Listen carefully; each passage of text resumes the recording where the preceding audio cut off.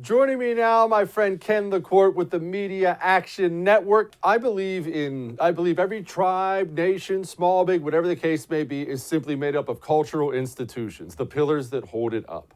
One of the main ones is some sort of enforcement of the law, whatever form that takes. When I see the Federal Bureau of Investigation publicly putting it out there, of course with a red bad guy in it, publicly putting it out there that you should be reporting your family members, Ken, how am I supposed to have any faith in the federal law enforcement arm at all? I used to be a big admirer. When I was a kid, I wanted to be an FBI agent. Now when someone says FBI to me, I roll my eyes and sneer.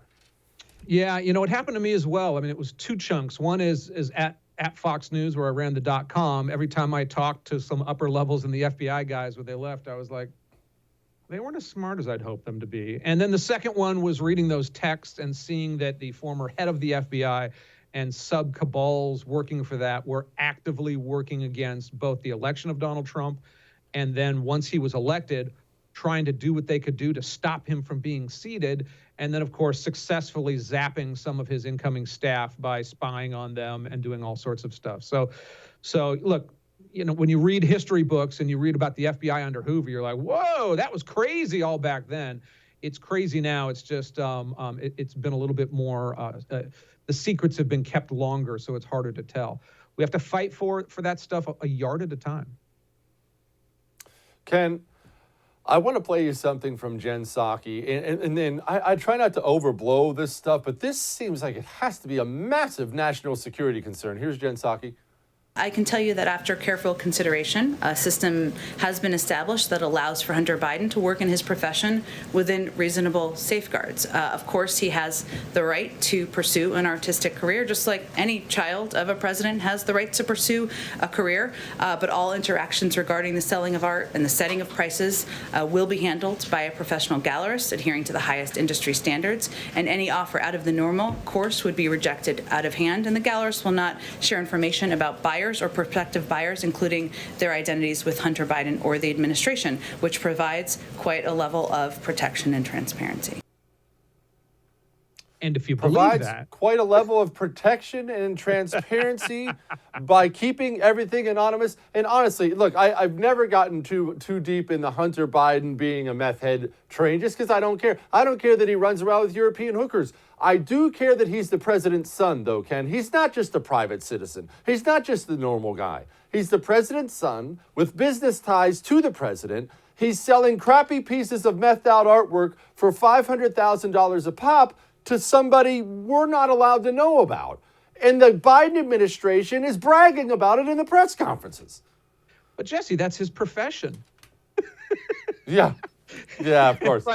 It's like, hey, now that I can't be on boards on Ukrainian and Eastern European gas companies that I didn't know anything about, now that I can't go and get money from frickin' China to put into an investment fund because my dad happened to be there, and me and John Heinz's family's kids are working with me. Now that we can't do that, what profession can I go to? Well, obviously he should go to painting.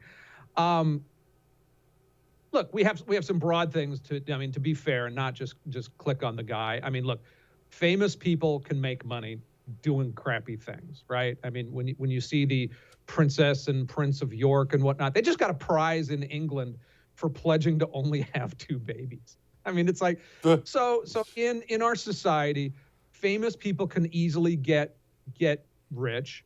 And the kind of flip side to that is we get to mock them when they get caught snorting coke in the bathroom or when they get fat, right? I mean, that's just kind of how famousness works. Billy Carter got famous selling his own beer.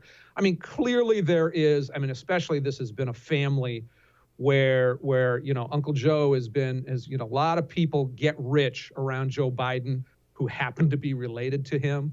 And we've got some evidence from that email that, hey, maybe that's true after all. Of course it was. We've got some evidence that he was also telling people, okay, now you kid, you pay for this person's college fund and this and that because it was a family business. And he knows that by keeping contracts to his brother, keeping contracts to his son that supposedly have nothing to him but enriches the family, that he'll make money. It's as fake as senators writing books or presidents of the United States or former presidents of the United States getting big Netflix contracts to be a producer, a multi-million-dollar producer. You've never produced anything. It's all fame, and it's a mild way of buying off the family. Undoubtedly, we've seen it. We've seen it happen a lot. It bothers me as him being corrupt and everybody seeing that doesn't bother me as much as my phone might not work anymore on the grand scale of life. But it's still fun to point out, keep consistent, and mock when he does something stupid and illegal. Hey, thanks so much for watching The First on YouTube. If you liked what you saw, go ahead and like and subscribe. You heard me. Like it, subscribe. You'll get a lot more of it and a lot more of me. Thanks.